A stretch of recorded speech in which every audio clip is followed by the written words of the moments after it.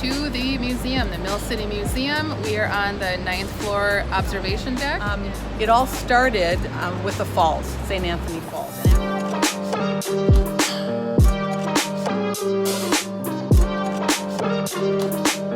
This was a Dakota, Native American Indian land.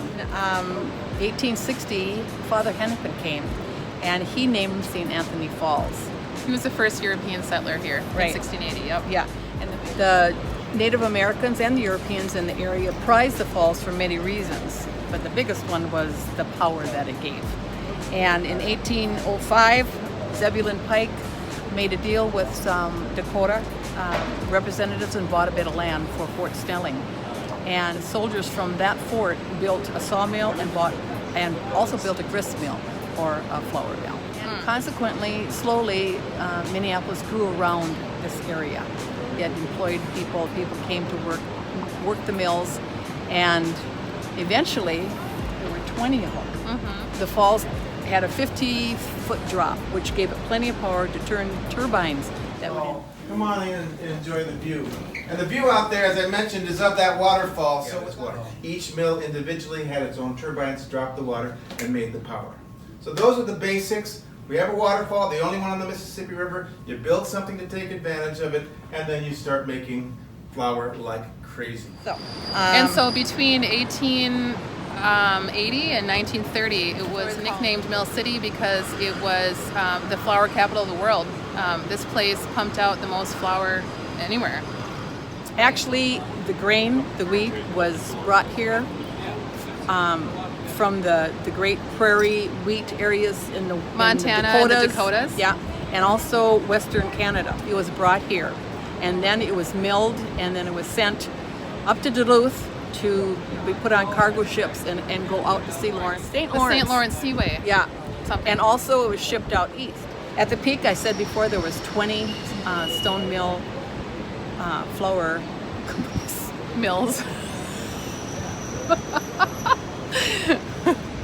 We're not talking stores, but anyway. No. So over there we can see Pillsbury, and Pillsbury was bought out by General Mills, right? Washburn Crosby, that was the owners of the mill at that time, bought 20 other mills, and then Consolidated? They consolidated it all and called it General Mills, and we've all, I think, heard of General Mills. So Yeah, which is headquartered here, not too far from here, still. when 1878, 4 years after it was built, there was an explosion, and it was caused by a spark that lit off flour dust in the air, very flammable. And not only did it burn down in 1991, but 1878 it exploded. So it's been through a few ups and downs. Hopefully we're done destroying the place, right? Especially for me, I come here every day almost. So I hope we're done with that. But it is sad but true that the building exploded as a result of flour dust that caught fire. They rebuilt the mill in 1880 and they had these put in. Again, their name is dust collectors. Pretty much tells you what they do. They are basically giant vacuums, and they use suction power to gather all that dust floating in the air of the mill, get it trapped, and then eventually the millers would remove it to reduce the risk of another explosion. Down here in 1991, he said that they figured there was some homeless people that were making fires, and then there was enough of the old flour dust around that it, began the fire, and then the whole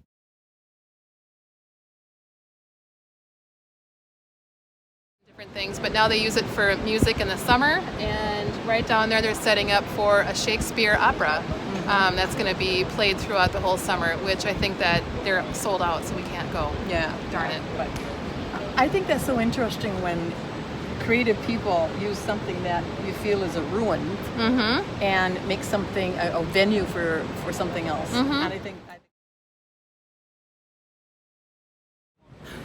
in the early days, most of the flour was used for home use, and it got to the point where all the flours were about the same. And General Mills came up with advertising gimmick, if you want to call it, but her name was Betty Crocker. And so Betty Crocker was a fictional woman, but her name was on a lot of product, and the advertisements were with Betty Crocker, this wonderfully coiffed and dressed woman baking in her kitchen, showing us how to do things. And I think most of us my age or even a bit younger own a Betty Crocker cookbook. Many of us, me included, got it for a wedding present. Right over here is a stone arch bridge, and I'm always impressed every time I see it or I walk on it. I'm always impressed with that architectural feat. It's a work of art. It's a work of art, and the engineering that it took in the mid-1800s, which is when James J. Hill had that built. It had to have been James J. Hill's railroad system that brought the wheat in and brought the flour out. Yeah. So, yeah, and actually he did. He was one of the most successful railroad magnates of his time, and he had his railroad networks going from here all the way to Seattle, and then down to Chicago, down to St. Louis, and then over to Denver. Is that at its peak in the 1800s, it supported 82 passenger trains a day to bring people into downtown area. Yeah, that was pretty cool. Yeah. And again, the last one was in 1978. In the early 90s, it became a pedestrian walkway. And right in between us and the falls is the Upper St. Anthony Lock and Dam. And so the number one is downriver a little bit, down by Minneapolis, but they built this after that one because they were stuck here because of the falls. So in, I think, 1960-something, the Lock and Dam was built, and that made it possible for everyone to go upstream.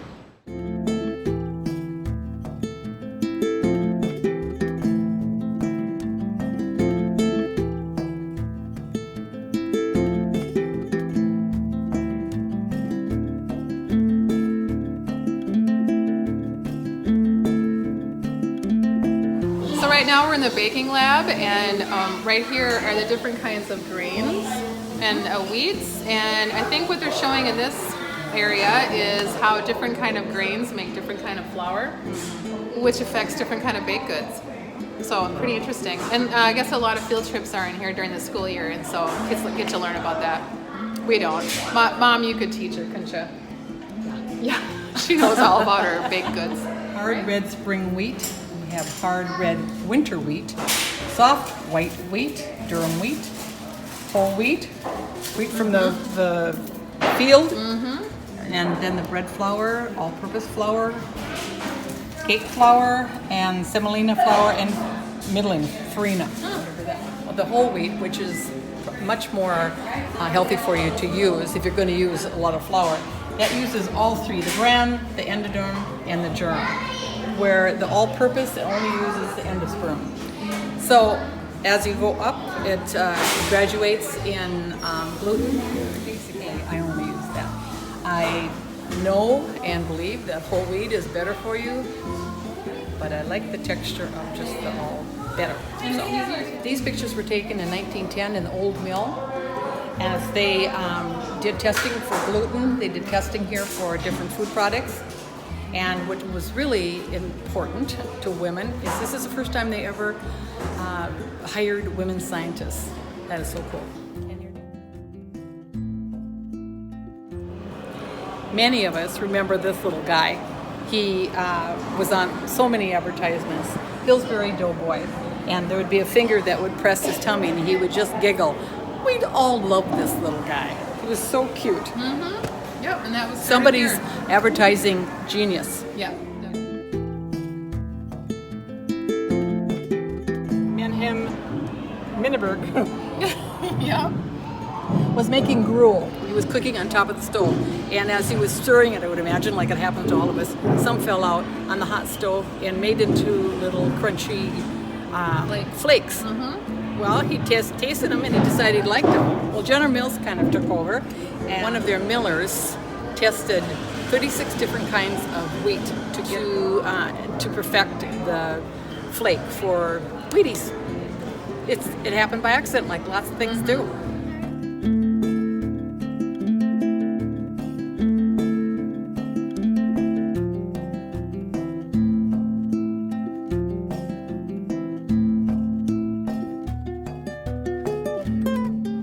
This machine is very interesting.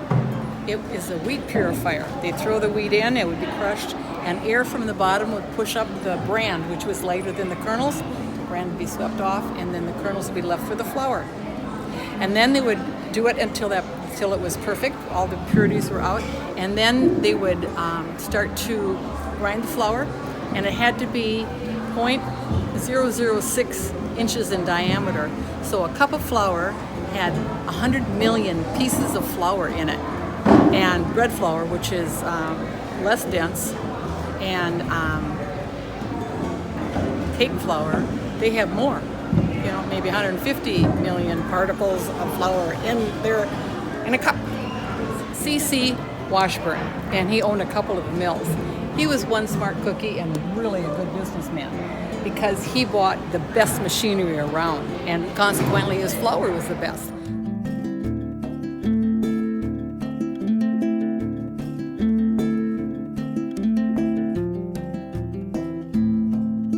Discovered things. We've been here before and it's been enjoyable. Yep, can learn something new every time. Yes, but we're kind of coming to the end of it, and I just wanted to show you, this is what many of us got for wedding presents when we were getting married. And Including myself, I think. Oh, I'm sure. Yeah. This is a new version, of course, but they were, I think everyone was red, and of course we got the older versions like 56 years ago. But fictional character, had wonderful recipes for the woman that needed help. Yeah. I needed help. I love museum gift stores. I never buy anything in them, but I like looking at them. But this King Arthur flower is a southern flower. And for me, and for many others that like to bake, it's like reading a novel practically. Yeah, right. You just leaf through it and you, this is a little bit different. Oh, this is an old friend. So I'm going to buy this guy. Yeah, and I think you should, because I don't bake and I don't cook hardly anymore, and so you just keep it up. You make yummy stuff for us. Yeah, very good. All right, well, we'll see you in the next one, and hopefully you guys enjoy this and learn something new about the flour milling capital of the world for 50 years, and we'll see you in the next one. Right? All right. Yep.